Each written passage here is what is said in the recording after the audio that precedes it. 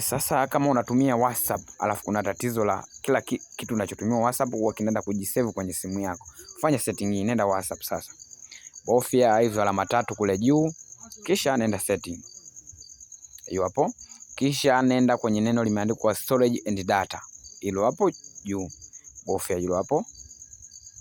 Kisha bofya hapo, utaenda kwenye media auto download ambazo ni hizo hapo, kuna when using mobile data.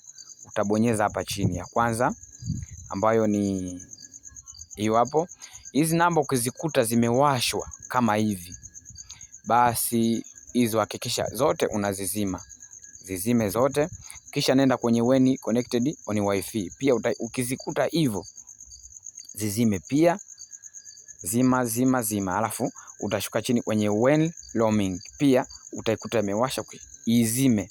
Yani ikiwa imewashwa kama hivyo zote zizime.